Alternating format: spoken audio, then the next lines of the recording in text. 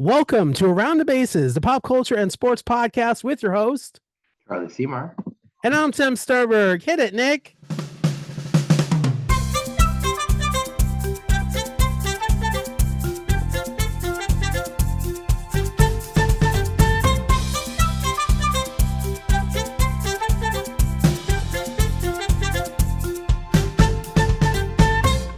And we are back here with another amazing edition of Around the Bases, the pop culture and sports podcast. Charlie, buddy, what's going on?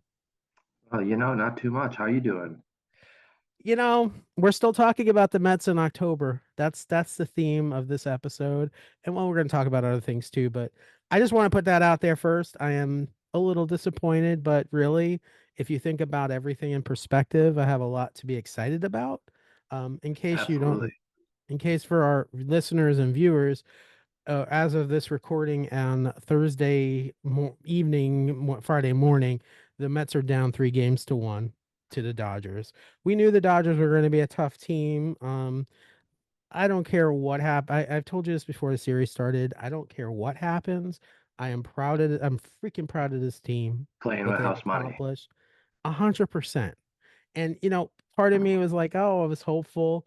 But the thing I'm upset about, honestly, and I think you and I are going to a little commiserate on this a little bit. What I'm upset about is not the Mets not getting through, because I knew that would be a challenge, and I'm still proud of this team. What I'm upset about is the potential of it being a Yankees-Dodgers World Series. Oh, yeah. Let's clarify first that the Guardians had a crazy comeback tonight, and it's only 2-1 in that series.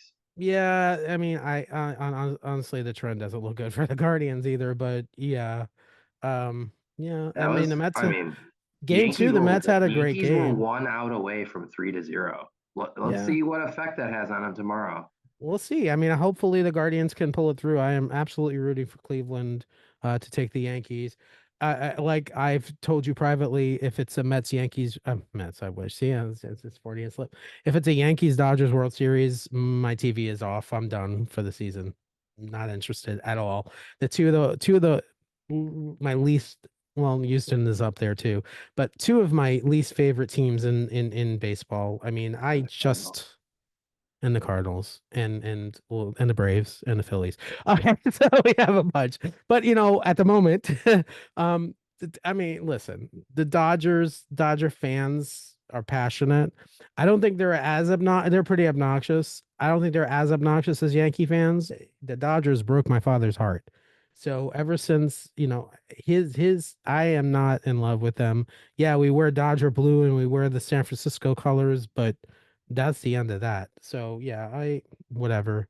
And the Yankees, honestly, I have a lot of relatives being a New Yorker that are Yankee fans. I don't care. Hey, you wore a Yankees jacket at one point, so you're so mean.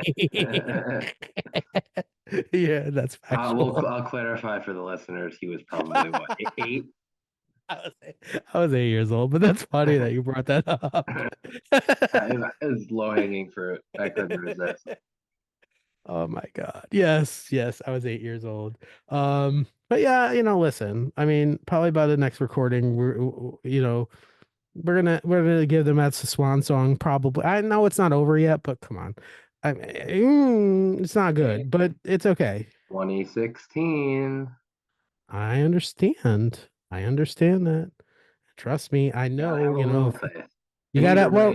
Either way, it's been a very successful season. Absolutely, I will say it is in the DNA of Cubs fans to be optimistic. I know you have a segment of your fan base too that isn't, but for the most part, I find even before I've known you, Charlie, that Cubs fans are pretty optimistic. That's always been my view of your base. That's why I respect your fan base so much. Their famous saying, there's always next year. Next year, right. And, with your team, I mean, even AI, 2028 is claiming victory for the Chicago Cubs over the Rays. So, the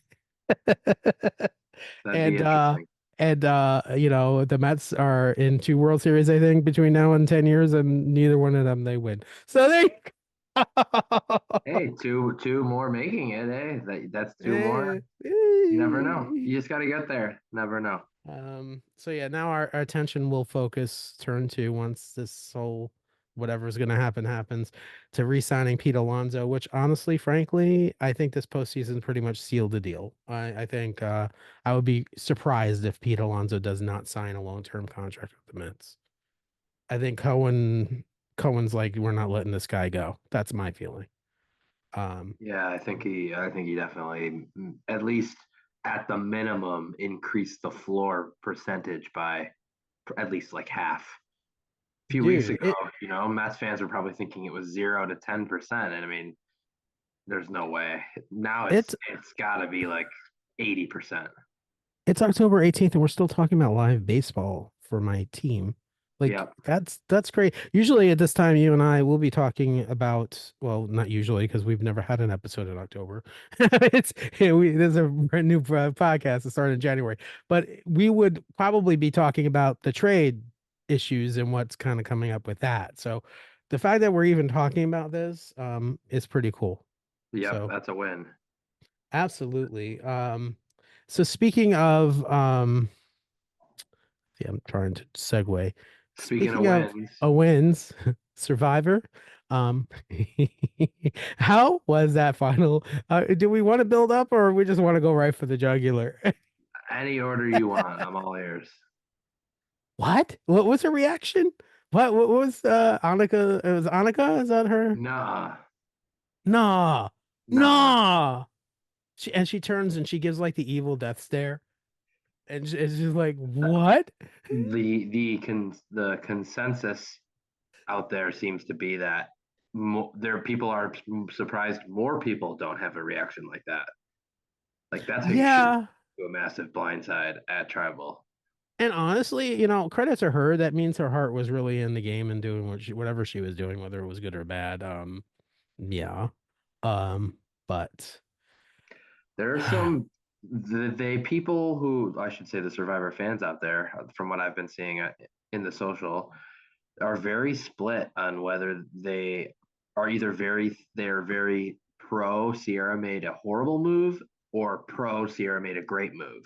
I'm curious how you feel on that. I think she made a great move. Me too. I think that was in her best interest, regardless of if it's also in Sam's best interest, because Annika threw her under the bus at that thing Yeah, with all the other people. I She's think the you one who said Sam and Sierra were a power couple, so that was a and choice.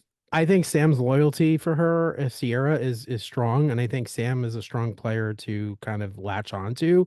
And I think she is a strong player for him to latch onto too. I think it's a mutual And it beneficial shows arrangement. Andy that she can be trusted, so it really makes them a group of three It's a pretty strong. win-win. Yeah, and I think honestly, like I told you last season with Ben and Charlie, I think they're going to go pretty far in the game. I am not surprised if that doesn't happen. It seems like their editing is really centering around them a lot, even when they're not the tribe going to tribal council. Um, I will say that there is a benefit in a social game like Survivor, Big Brother, whatever you name it, to eliminate toxicity out of the game. Big Hmm. Brother didn't. We'll talk about Big Brother in a minute, but Big Brother didn't do that so much so quickly, which we know. But yeah, I think it was a good move. I think she was very toxic. I think if you fast forwarded, the events in the season down the road a little bit, I think what you would have found was that she probably would have really stirred the pot, especially when merge happens, which apparently seemingly is happening next week. Yeah, Um, so yeah, if agreed. it's a really good season. I'm enjoying it. I It's think yeah, very strong. Sam is probably my favorite player, honestly, of the season so far. Yeah, So it was it was another real good episode. yeah, and the I concentration also seems to be there. they also brought back something Oh that has been yeah, happening more recently. They had the negotiation with Jeff. interesting, right? So I've Hmm. never seen that in the Survivor because it's more recent.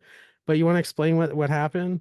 Yeah, so a couple episodes ago, one of the rewards, the second place team received 6 eggs from these 3 egg laying chickens. and the winning team received the 3 chickens. Well, about however long it's been since that challenge, 10 days or so, they've only hatched 3 eggs, and 1 or 2 of them were broken right away. So they pretty much got nothing out of it. So they negotiated a trade to give the chickens back for X number of eggs. And they settled on 6 eggs per chicken, or 18, after some haggling.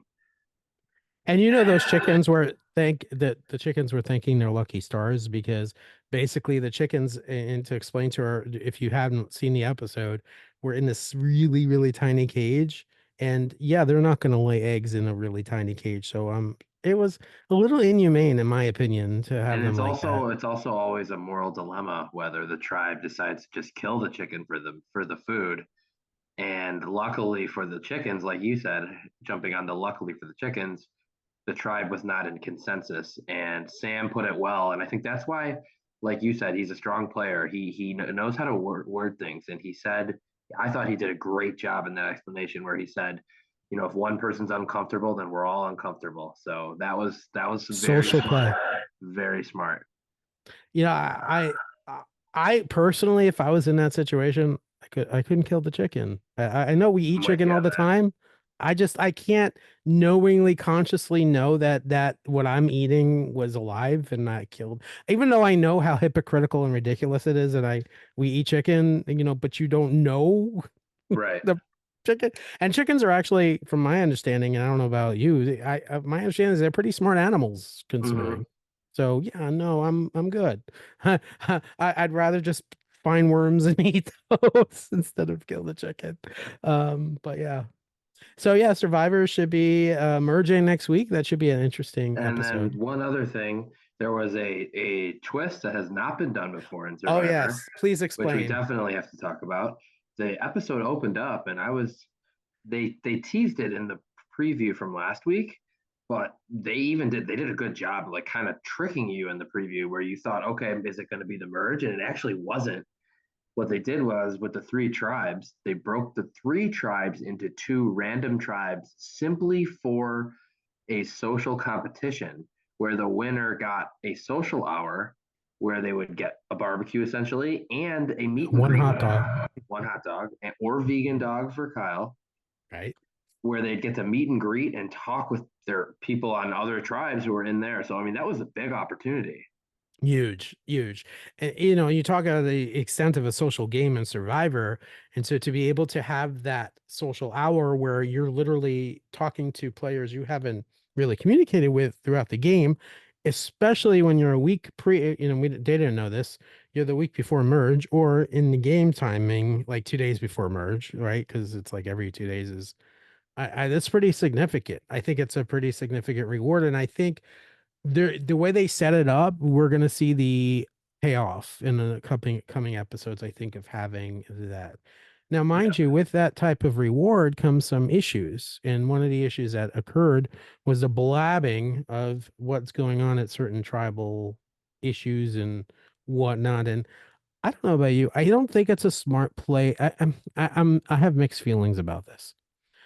I don't think it's a smart play to reveal all your cards, but at the same time, I think it's a way to build trust with the people that you are talking with. Because when you give them information, when you give anybody information, you're building trust. Like it seemed to be working with Saul and Rome, Yeah. for Yeah. example, who hated each other the first couple weeks. Yes.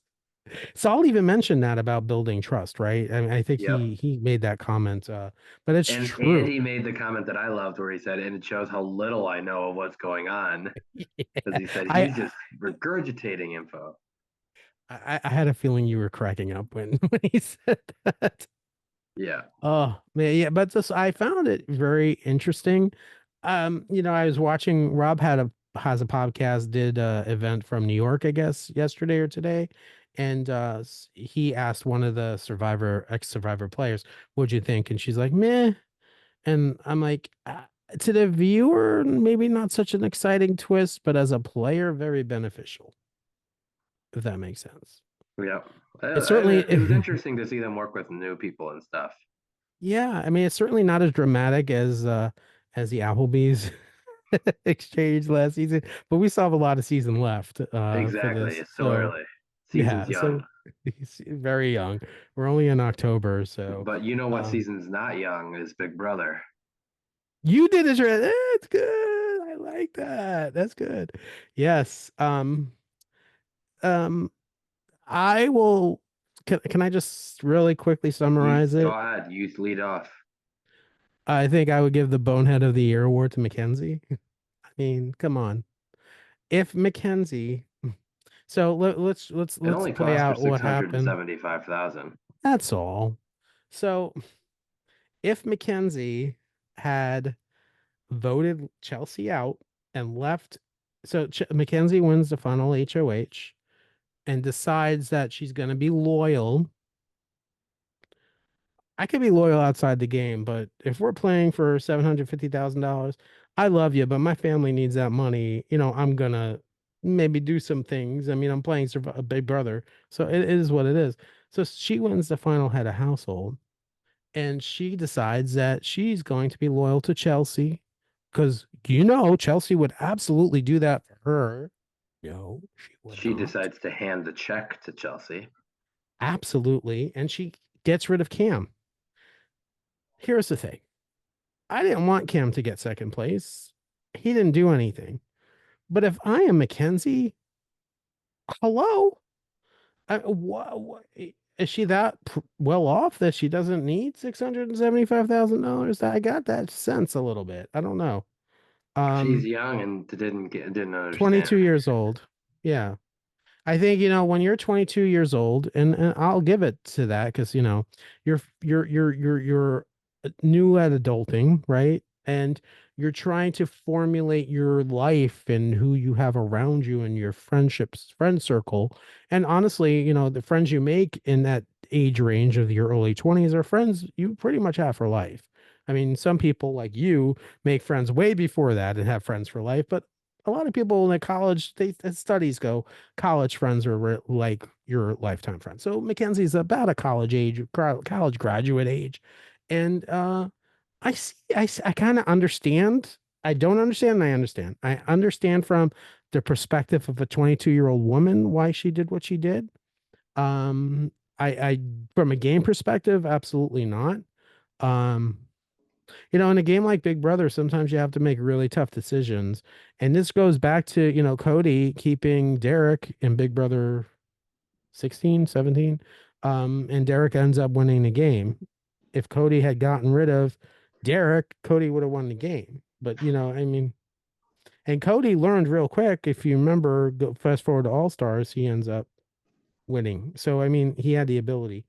How do you feel about it? She- I'm in complete agreement. I mean, she absolutely gave the game away. But I mean, she said she was the hard part about it is I understand it's obviously easy for us to say it sitting here, and most people see it. The one thing I will say is the hard part about that is to her point with she wanted to stay loyal, whatever. She didn't care as long as she's going to get 75 either way. We know a lot of that is just saying it. She genuinely seemed surprised that it was 7-0 in the vote. Like I think she thinks with how dominant she was in the physical games compared to Chelsie that she would do better. And I kind of get that a little bit because I've always stated from the beginning, I think they don't put enough emphasis. I think the people who got voted out are bitter, and I think that plays a at least some percentage into how they vote. I get it. Chelsie played a great social game. She got Mackenzie to do what she wanted, but in the end of the game, it's a game. You're playing challenges. Mackenzie won so much more. So I could see where in her head she felt she would do a little better. That's my first part. And then the second part of that is in knowing part one in her head, she thinks she played better. She has a better chance to win than we see it from the outside. Then I think it comes down to, okay, well, if I think I'm going to win and I want to be loyal, I don't want to take away $75,000 from my loyal That's Chelsie. where I You know was what I thinking too. mean? So I Yeah. think that if it wasn't like a slam dunk in her brain, I have to do it to win the money, because there's that little doubt, then she's going to think, oh, I'm going to feel bad. I can't take away money from my own friend. So, like, I Can think I those two things hand in hand kind of played a little bit to that. can I piggyback off of that real Please. quick? I'm going to rewind the story to show you why you're absolutely correct. So I absolutely agree with you. And actually, that thought hit my head. And what I go back to, I'm going to go back probably about a month and a half. There Okay. was a night when Chemo was up for elimination, and Chemo sat there and said, and brought me to tears. I want to represent as a gay man, Hawaiian. I want to represent for who I am and as an example. And he gave this great speech, and Mackenzie was literally in tears. I forget who he was up against that was gonna be eliminated. Was it Cedric? I don't remember. Might have But been Cedric. yeah. So Mackenzie literally was going to vote for him to go until he gave that speech. And then she felt really emotional. You could see it. And she switched her vote. And that ended up like, I don't know if it was the impetus that made him stay at that point, but Mm-hmm. she was very moved. And I think, to her compliment, she's a good person. And that there's nothing wrong with being a good person. And I think she thought that she was still going to win the game. I Yeah. thought in her head, and I thought she thought, oh, she was doing a great thing by giving Chelsie 75 grand. And I truly And she believe felt at that point that she deserved it more than Cam, which she's not wrong about she's either. not wrong. So as much as we want to, it's the wrong decision. I do think, taking a step back, we can see a little bit as to why she did that. So, And to your other point, real quick, I believe when that jury drove or were driven to the studio at CBS from the jury house, I truly believe that as they were being driven to that jury house, Angela and oh God, what was that young, Brooklyn, not Brooklyn, jury member, Leah, Leah, Angela, and see, I do my own thing now. Angela and Leah, I believe, truly were going to vote for Mackenzie in their head. They weren't going to vote for Chelsie. No way, no how. I think Chelsie brought up some things in her speech, her final speech, that swayed that jury to be unanimous. And that is Chelsea's credit. Chelsie, if you go to her social media, that's what she does. She's a preacher. She speaks to people and she's a convincer and she's a master at the game. Let's give her credit where credit's due. She won it fair and square. She won it the way the rules are set up. oh, Yes, she absolutely. manipulated Mackenzie, but that's the way the game goes. And honestly, probably one of the better players I've seen in recent years. I mean, she really earned it. And you and I think, have talked a couple of episodes back that we had a feeling Chelsie was going to win it all. I mean, it's pretty apparent, from that point going back. So, yeah, I mean, Absolutely. Yeah. it was a great season of Big Brother. I will say, I know you were very, very happy, my friend, when Tuck Tuck won America's Player. Charlie was very passionate about voting. I I felt it was part of our duty to make sure Angela did not win. It wasn't so much that I needed Tucker to win. I just felt that America was going to go that way. So whoever I felt had the best chance to dethrone Angela, I put in all of my time and energy into that. And you succeeded. I mean, the top three vote getters were Angela, Tucker, and Quinn. And Tucker won. And Tucker is the first non-juror to win that prize, which it's a feat in itself Not because, only that, but Tucker only came away with 5,000 less than Mackenzie, who got second, and because that's he something. also won the 20 from the Havoc. So yeah, to clarify, folks, and he had a stipend. So if you come in first or second on Big Brother, you get just the money you won. You do not get a stipend. The players get about $1,000 to $1,500 every week that they're in the game. Oh, then he have probably got more than Mackenzie in total, because he got Whatever. Yeah, 20,000 for the America's House Guest thing, exactly. the challenge, 50 for favorite house guest, which is So he 70. probably made more. He probably came away actually ahead.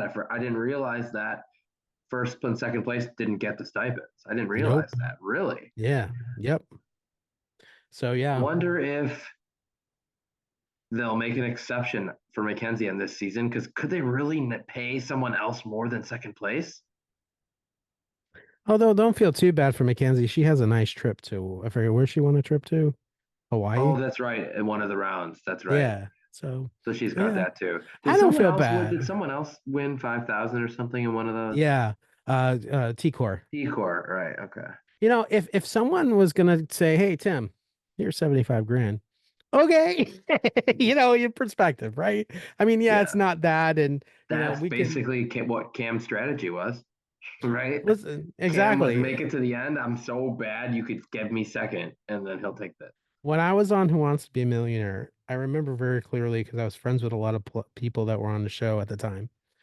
Uh, oh, but I won 32,000. I won 64,000. And I think you can get into that mindset of, well, it wasn't this or it's not that, as you and I have had that conversation before.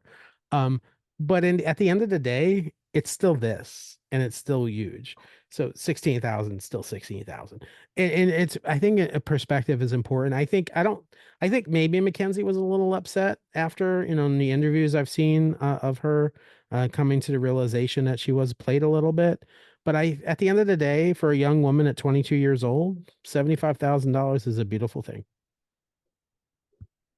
And the Absolutely. chance, now she's in And the a Big trip. Brother universe, and now the potential Yeah, of coming back, and I it can doesn't see seem her. like we I have can a see her rain. getting a reindeer games in the future. Doesn't seem like we have one this year coming up because they would have announced it, I think. Um, so we'll see. I think Reindeer Games is gonna come back eventually, but the great news, as we pointed out last week, is Big Brother is coming back next season, so that's a cool thing. Yeah, casting is underway if you're interested. I think it's Big Brother Casting.com or something. I don't know. But yeah, go for it. You won't because you have slop issues. So, Better chance than Survivor though, probably. exactly. You can make your own pizza out of worms. So just kidding. Um speaking of worms,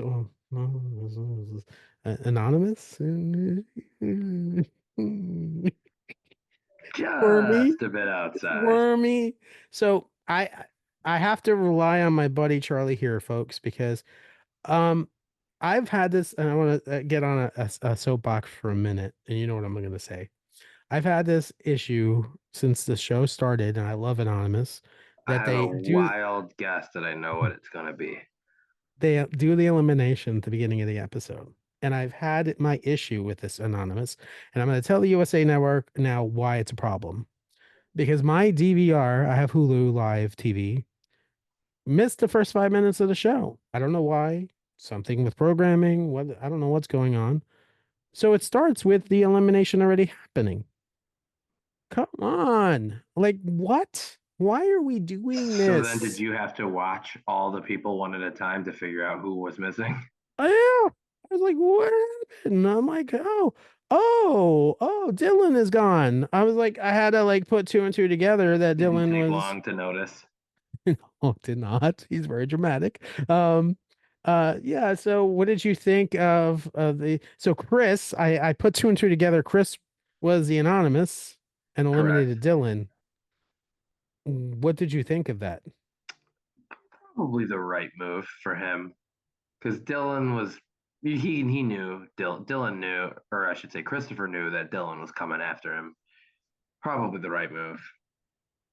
And then he had the Yeah. handle refresh, and now he's pretty well unknown. So I think it was Yeah. the right call. We have the finale coming up, so we'll see how that wraps Is up. the next one's the finale? Yeah. Is I it hope a it double or oh yeah, just one? I think it's a double. I'm not Because there'll sure. be an elimination at the beginning and then the face off. Right. So So make sure you record the thing beforehand just in I case. I know I have to learn my lesson. I have to learn my lesson. I don't I just I yeah. Oh man. Oh, but any other reality shows we have to touch base on? I forget. No, House of Villains I didn't watch yet. They just dropped the episode today. But we only talked about the first episode Okay, you want last to talk about the time. second episode? Yeah, we can talk about the Go second for it. episode. You want to start? Well, we finally got the eliminate our first elimination because I didn't eliminate someone in the first. but it was the. Well, let's talk about the challenge. Yeah, go for it. Did we mention in the last time who was up for elimination? I think we did. No, did we? No, It's been a while it's since we it's talked about Larissa from 90 Day Fiance, it. Yes. Victoria from the Bachelor franchise, and the uh RuPaul Drag Drew Race. Paul. Mhm. Yeah, those are the three. So the challenge is they go to Hollywood Boulevard. Which, if you've ever been to Hollywood Boulevard, that place is, I've been there. It's nuts. It's It's interesting. nuts. Yes. Hollywood and And Highland.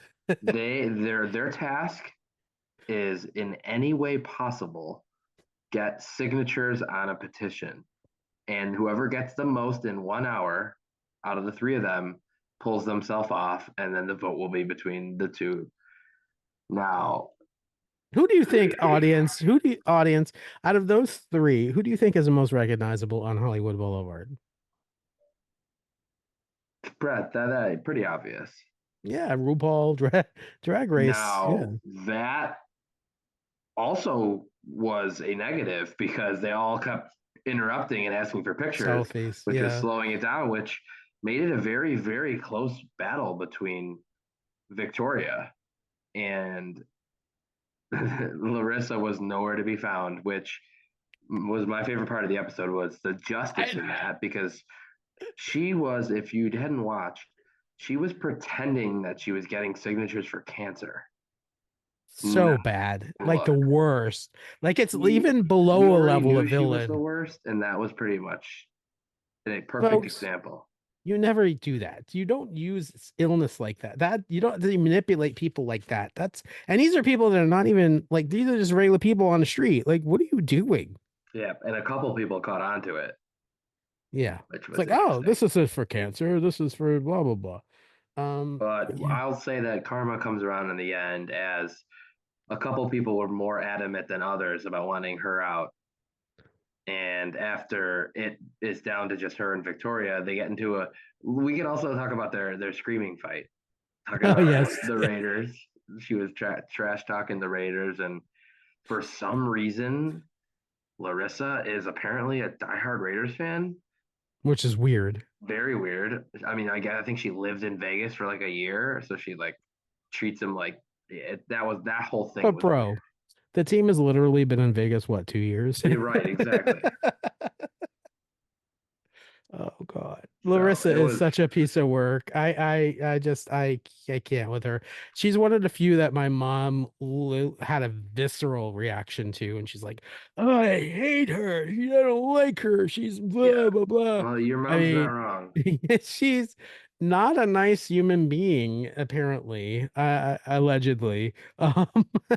Richard Hatch, the former Survivor Survivor. villain, he wanted Victoria gone, but there were a couple people that just could not stand Larissa, and he didn't have the votes to go his way. He was outnumbered, as they So say. Larissa, in the end, gets her karma, and she had 2 episodes to live, and she's gone. And I will say this, that this show is just as good as it's always been. It's really, really good. It is entertaining. And I we're and watching. I'll watch anything that Wes is in. So yeah, as soon as Wes was in, I was on board, and he's speaking of already playing very Wes like. entertaining, a time check for you. We're 2 months away from the traders. That's I'm pretty freaking nice. excited. Yeah, That's January. December. I thought it was January. Jan. Oh, okay. Well, November, December. I don't count the Close, month that we're close. in. January what? I don't know. Probably the first week, I would think. Like when we are family premiered this year, That I probably cannot around wait there. for. Yeah, me too. I'm excited. I have to entertain myself with something while baseball is out. I'm not a huge football fan, so Well, one other thing that I can bring up that in the entertainment world that you need to make sure you go see is The Wild Robot. how is that? Oh my goodness, one of the best movies I've seen in a very long time. Whoa, wait, whoa. Yeah. You literally see more movies than anybody I know. You are Well, I know plenty of people that see more movies than me, Well, but well, that was absolutely phenomenal. It absolutely deserves every bit of its 98% current Rotten Tomatoes score. Critics and audience both have it at 98%. You're always a little skeptical going in when you see that. It doesn't even do it justice. It should be 99, 99, or 100, 100. I mean, Erica, we have to see the Wild Robot. Charlie is like, it's fantastic. I would go see it a second time in theaters. It was that good. Yeah, I'm definitely gonna see it. I'm seeing one movie though on Saturday that I can't see it, but I will. Saturday night. Yeah, Yeah, Roads. that's going to be our next one. Saturday night is the Going to see 35th Saturday night. anniversary Oh, of you're Back going to to the see Future. Back to the Future. I thought you were Yes. saying you're going to go see Saturday Night Live, the Oh, I want movie to see called that Saturday too. Night. No, that one I do want to see. But this Saturday is the 30 Fandango or Yeah. Fathom Events is having the 35th anniversary screening of Back to the Future 2. And if anybody knows, that is my favorite of the three movies. So I'm really, I can see that movie a million times. We've talked about this. So real What time excited is that about on that. Saturday you're going? It's like 7:15 or something. But Nice. I definitely want to see Wild Robot, and Twister is coming out, I think, on streaming next week or something Oh, no, already. I didn't know that. Twisters. So I want to see that. On which I service? don't know. I'm not sure. But That's yeah. good to know. There That is is a good to movie. know. There's a movie coming out that I really want to see too, called The Luckiest Man in the World. And no, it's not about me. The movie is about, I don't know if you know this story. So in 1984, an ice cream truck driver named Michael Larson went on the game show Press Your Luck. And what happened was he memorized the board. So they only had like a six pattern sequence on the Press Your Luck board where they show the whammy and all that. And Yep. he sat at home on his VCR, paused it, played it, and memorized where the whammies came up. And he got in his car or flew, I'm not sure, to California from Ohio and tried out for Press Your Luck, got on the show, and ended up winning over $100,000, which in 1984 is unheard of. And they had to stop tape because they thought that he was cheating somehow in winning. So they just made a movie. Bill Murray was going to play him years ago. Bill Murray, see, everything's I'm looking at circular. the cast right now and I'm beyond in. Yeah, so it really looks interesting to me, and I want to. It didn't get a great like review at the Toronto Film Festival, but I still want to see it. Walter Goggins, Paul Walter Yeah, Hauser, Johnny Knoxville, Lily Kay, Brian Garrity, Haley Bennett. Like it's a big cast. it's a great story, really a great story. I know the story well, and Maisie Williams is in it too. Oh yes. let's see, Twisters is going to be on Prime Video, Apple TV. I guess it's going to be pay-per-view first. Yeah, that usually comes. You have to Yeah, pay first. Luckiest Man in America already has a 7 out of 10 on IMDb. It's that's not early, bad. but let's see what Yeah, it has I here. want to. I want to see it. I'm kind of Luckiest sad Man in because America, 71% critics, Rotten Tomatoes. Not there you bad. go, not bad. It's just you don't see. I mean, you think about game show. Look at that. There it is. The Wild Robot, 98% audience score and tomato meter. That's as high as basically it goes. I mean, yeah, You will not be disappointed. I'm gonna check it out. Um, I I will say I'm not typically the biggest animation fan, I hear but I you. have a feeling this isn't about the animation, it's about the story. Yep. Yeah. See, that's what I need that feel good movie. Is that what this is? It will A give little you a feel good tear? movie for oh yeah. It'll give you a Yeah. feel See, good I movie cry at for like the movies. next couple years. I cry at movies. Like I admittedly, like I'm the dude that watched Stand By Me at the end of the movie. I cried, so I love that. You want, isn't that why we go to the movies, right? We go to movies for escape and to draw us into the characters, the story, and yeah. So This will do that in spades. okay. You're the guy, so I'll take your word for it. Guaranteed. Absolutely. Okay. Yeah. Oof. All right, now we have to see the wild robot. Erica's looking at me like, okay. You Uh, will love it. yeah, so a mixed bag this week, I will say. A little sadness for the Mets and but It's okay. It's an overall positive thing. That's what you got to keep remembering.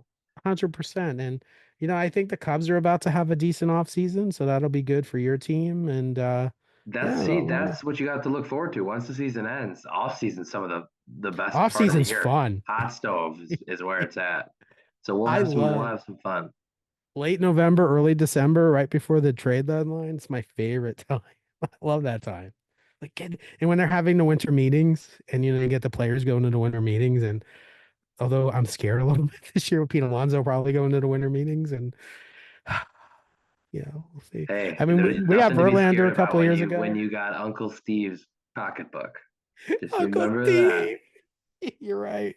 You're right. I mean, how many Oh, times are they going to show him sitting first row behind the plate in a jacket in the cold, where all the other guys will be other? You know what's funny is our two owners are two of the only ones can think of that sit right behind the plate in the seats with the people. Everyone else is in their box, not hiding. he's a man of the people. He literally before game three at City Field was outside shaking fans' hands. And Yep. that's who he is. He's really a good dude. I mean, I've criticized a little bit. I mean, but I know good when I see good. And let's give credit to where credit's due. I believe truly strongly, and then we'll wrap this up. But I believe truly strongly that if it wasn't for David Stearns, we wouldn't be where we are now. Look at who David Stearns brought in this year. Yes, they seem like minor players at the time, and I probably even said that for one or two of them. But Or eight, nine, 10 of them. Right? But Bader, Winker, Severino, Manaya. Manea. I mean, unbelievable that people. And you know what? Honestly, and I think we've had this conversation when he brought in Severino. I think I could probably go back to a podcast when he came in, and I remember saying something along the lines of, "Well, he sucked for the Yankees. Like, what is he going to do for us?" And you're like, just give it time, trust the process. And I gotta learn to give you props. You know your shit when it's talking baseball, especially. Yeah, I gotta give you your props. And now, just next season, after this, just imagine where the Mets are going to be. You're going to have Vientos full time in the lineup in the Who's middle. been an absolute stud this offseason, by the way. Just an absolute terror to opposing teams. Homered again tonight. I don't I see mean, Beatty as he's a Met 24 years next old. year. I think Kid's Beatty's 24 going to years be old. traded. See, they'll have plenty of salary they can shred, and Stearns and Cohen will get creative. So speaking of the offseason, real quick. So I real quick. I think Beatty will get traded. I think there's excess there and probably get value for him. I have some concerns regarding Alvarez's bat. I think he's going through a phase. I love Alvarez. I think he's a great player. I think defensively, I like him even more because of his relationship with the pitchers. I think he does a great job as a catcher. And the best part of the more important part of being a catcher is your relationship with your pitchers. And I Yeah, think he does a really good job of that. calling the game, They love him. framing, anything you get out of the bat is extra. And he's got power. He's He young. He's gonna go does. through slumps. That everyone does. I He just wish should. wouldn't be so swing Yeah, happy. and you wish that he didn't go through the slump in the postseason. Although he's had a few hits the last couple days, but I mean, for there was a stretch in what was it? Probably May, June, where I mean he was hit cover off the ball. Yeah. So I mean, I think it's very positive this offseason. I think regardless of what happens tomorrow or the next day or whatever, I think that this team has developed something special and gotten something special out of this offseason, regardless of whether or not there's a ring. Building Um, blocks for the next few years. You're going to build multiple postseason appearances off of it.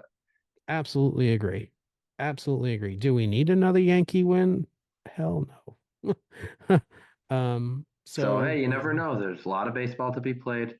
Just uh, remember, we'll leave you with this: the Cubs were down 3-1 in the World 2016. Series, Who'd and they play again? they played Cleveland. Yes, Cleveland. I remember Cleveland has a bad record in the World Series for a team. Yeah. Well, they have 1997 zero World Marlins. Series wins, so their record would winning percentage would be zero. How funny against your team and against one of mine, the Yep. Marlins. This and the Marlin, if you Well, remember the maybe they can beat the 97 Yankees then this time. 97 World Series was pretty close too, back and forth. So I think it went to 7 games. I'm not, and my memory is not perfect, but yeah. So yeah, Yeah, go Mets Cubs, go and then Mets. Cleveland. And then, as you said, if both of them are out, we're in trouble. Yeah, yeah, we're gonna talk about other stuff. All right, this has been Around the Bases, the pop culture and sports podcast with your host, Charlie Seymour. and I'm Tim Sternberg. Until next week, let's go Mets. Let's go Bye, Mets. everybody. Keep staying alive. Keep the faith. Bye, everybody.